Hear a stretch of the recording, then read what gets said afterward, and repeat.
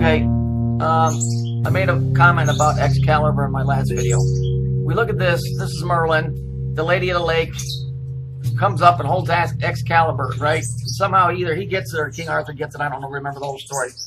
But this is really the basis for governmental control. If you ever watch Monty Python, the guy says, to King Arthur, he said, "How'd you get to be king?" And he said, "Well, the Lady of the Lake held the sword up." And then the other guy says, "Well, strange women laying around at ponds is no form of a government." But in reality, it is when you understand the occultic aspect of what's going on here. And I'm about to show you. So we have a sword that's called Excalibur. Now, many Christian pictures are depicted with Christians holding swords. Why? Because it goes back to this. It's not just the Christians. The whole world's involved in this. Christianity is just another facet of a control mechanism. It doesn't mean that Jesus wasn't real or Jesus wasn't the son of the creator. I believe those things to be true. That's about all that I believe. Okay, so look here.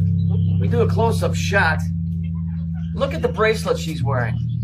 So we know that she's a spirit of the water. What's in the water? The water is the abyss, right? She comes up holding a weapon that does only one thing. It's used as a symbol of power, and it also kills things. All right. If you look here, you look at her bracelet. What is it? It's hexagons. What are hexagons? They're cubes. The same thing that we see in the Temple of Baal, which represents those things that are in the ground where the real governments of this world are controlled from. Take a look at it. It's right there. I mean, explain to me why the only thing that you see on here is this specific band of hexagons, which are all the cubes. Okay? I don't know. Do you think it's coincidence? Fuck no. Coincidence went out the door a long time ago with me. Okay? So now I'm going to show you another picture that's supposed to be of a Christian picture, and you're going to see that once again it's referring right back to this.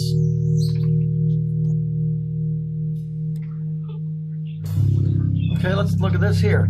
This is from the Old Testament gallery. The first thing I notice is that it's in purple. Why is it in purple? And it says, "Swords into plowshares."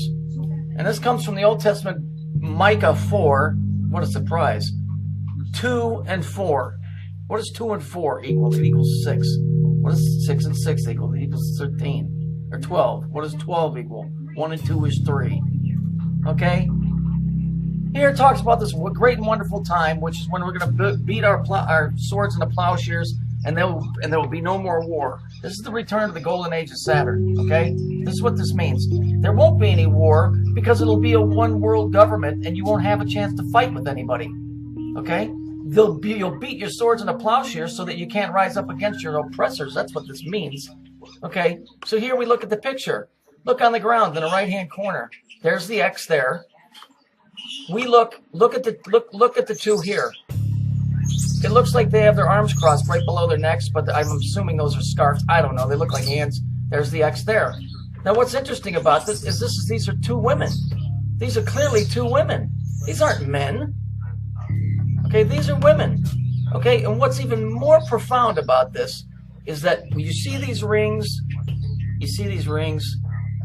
those rings are what you would see if you dropped a rock in the water. Okay? In other words, the governments of the world are ruled from below. They are ruled from the abyss, period. Okay? This woman that sat down and made this picture knew exactly what the fuck she was doing. Okay? Understand, there is nothing holy on this planet. Okay? If you believe in Jesus Christ as your Savior, that's about all you're going to get out of this. Because there's nowhere to run to, my friend. There's nowhere to run to. Period. That's it. Look at it. Here's the picture itself. They're showing you the Lady of the Lake. I mean, carrying the hexagons on her wrist. You know, they're showing you that witchcraft runs this planet. Period. There is no ifs, ands, or buts. The churches are made by the Masons. So how holy can these things be? The Masons hate the Christians. Okay, they think not only that, they helped create the Christian religion because they're Billy Graham, Oral Roberts, Jimmy Swaggart, they're all Masons. Now, that's their gig. The Masons are their own thing. This is not a video about the Masons and how terrible they are. It's just showing you the power structure of this planet.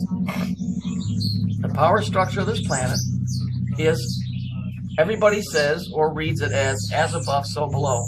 No. It's as below, so shall it be above. Because everything that goes on in the highest and darkest of places behind the scenes is coming from the abyss, not from the governments themselves. Okay, and the real men that are associated with all of this stuff, that are human, you never see their names. They're not in any tabloids. They have nothing to do with anything in the public arena. Obama, Putin, all those guys, figureheads at best. Okay, we're talking about fallen entities, man, that go back to the beginning of time as man can understand time, and then farther than that. So, you know, when people draw pictures like this and they use the words of the Bible, and then you look at the numbers, come on, this is ridiculous. So, you know, I hope this gave you somewhat of a basis. You'll see many Christian religious pictures with Christians holding swords, because that all goes back to the British connection to the abyss and the abyss's connection to Jerusalem. Okay, yeah. Do the Jews have an in on this stuff? Absolutely they do. Absolutely they do. Are there Zionist Jews? Absolutely. Are there Zionist Nazis? Most definitely. Are they working in conjunction? Yes.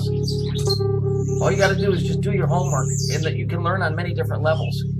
You go study about Nazism. Go find out about these things that live in the center of the earth and who they are. The ones that are on the news that are coming out. The ones that the spirits in the abyss.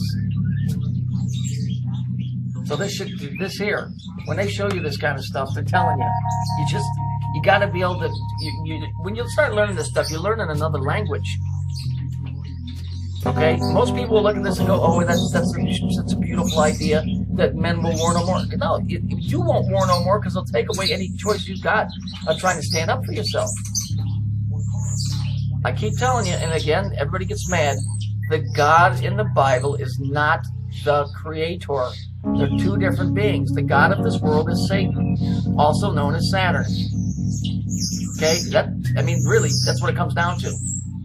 But the one that's above him, even on the Kabbalistic tree of life, Saturn is number 9, and the Creator is number 10. Okay, I don't need to refer to that to give people an idea that there's one greater than the one that rules this planet. But he does run it. It's his. And so if you understand that, he also controls all the advertisement and all the writing of the book. That's why the Bible has been manipulated. But of course, people don't want to believe that either.